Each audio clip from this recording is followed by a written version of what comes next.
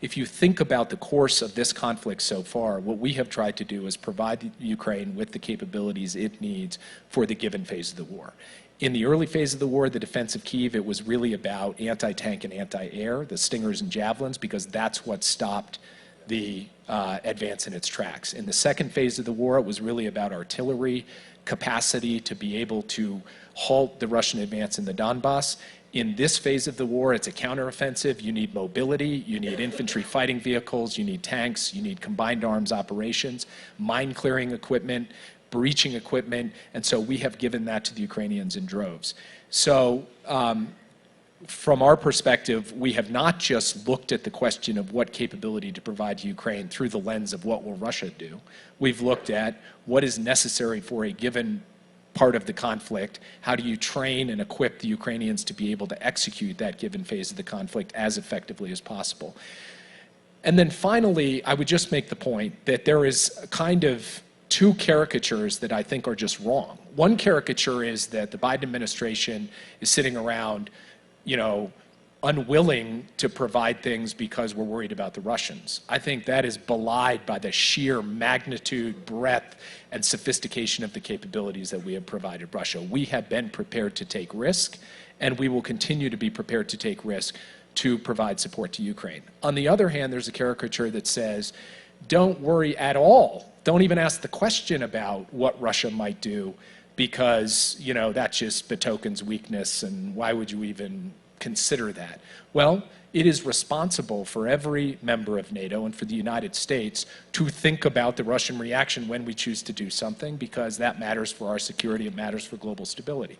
So don't be paralyzed by it, consider it, and then make decisions accordingly. That is the clear and systematic way that we have approached the question of a security assistance to Ukraine at every point in this conflict. That will continue to be what guides the President of the United States. And we are proud of the type, quantity, and capacity of the materiel, the intelligence, and the other forms of support we have provided to Ukraine. And we will continue to give them what they need, because the ultimate asset in this war, above all others, is the courage and bravery of the Ukrainian fighters on the front lines and the people who are standing up every day there. And we want to make sure that they have what they need to succeed in this conflict. And that, having what they need, recently has included cluster bombs. Could you explain, in your understanding, what the military value to them will be of cluster bombs? What are they going to use them for? Well, I would divide the question of military value of cluster bombs into two categories. One is, what do cluster bombs do that unitary rounds of 155 ammunition don't? And the second is, what do cluster bombs do as opposed to having nothing? And the reason I raised the second point is because we have to date provided an overwhelming amount of 155 ammunition to Ukraine, collectively from around the world, from US stocks, allied stocks, partner stocks, more than 1.5 million rounds of 155 ammunition. The total amount in our stockpiles has come down. The monthly production of 155 is not today sufficient to meet Ukraine's needs for offense and defense in Ukraine. We recognized that several months ago and began the process of ramping up 155 production quite dramatically so that we could reach a point where monthly production would meet all the needs necessary for Ukraine, for us, and for everybody, for all of our allies and partners. But that takes time. You'd be surprised by how much time. I think a lot of us think about the World War II concept of Rosie the Riveter and rolling tanks and planes off the production lines that were converted from being car factories, and we did that in a matter of months.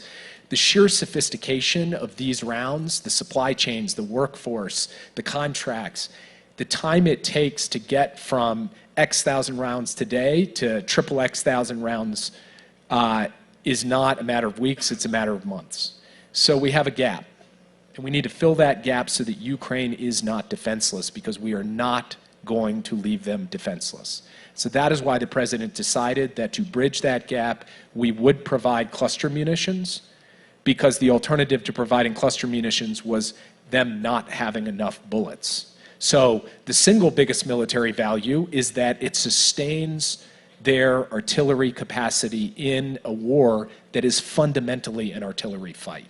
But in addition to that, of course, cluster munitions do provide a better capacity to defend an onslaught from the Russians. And by the way, we are not just focused on a counteroffensive. We are focused on ensuring the Russians cannot attack and overrun Ukrainian positions along the front line of Trace. And of course, it creates more opportunities in a counteroffensive to spread the fire more broadly. And so for that set of reasons, the president ultimately determined, and it was not an easy decision for him, but made the decision that this was something we were going to provide Ukraine, and we have delivered them. They are now using them. Okay, I mean, one of the explanations for why the Ukrainian counteroffensive hasn't, and I'm going to get onto China and other issues in a moment. I just want to press one more question on this. One of the explanations is that they haven't put a majority of their combat brigades into action yet, and they might lack ammunition. So I presume this is part of that calculation. It gives them more ammunition to blast through those very thick minefields and fortifications that Russia has laid over the last winter. Is it your understanding that the real counteroffensive is yet to come?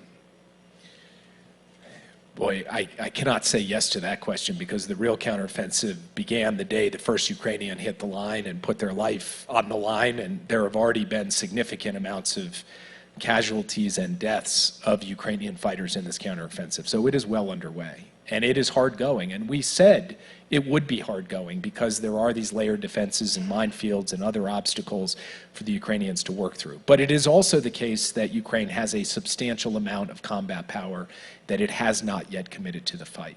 And it is trying to choose its moment to commit that combat power to the fight when it will have the maximum impact on the battlefield. And we are in close consultation with the Ukrainians on the conditions for that, but ultimately that's a decision they will make. And it is at that moment, when they make that commitment, that we will really see what the likely results of this counteroffensive will be.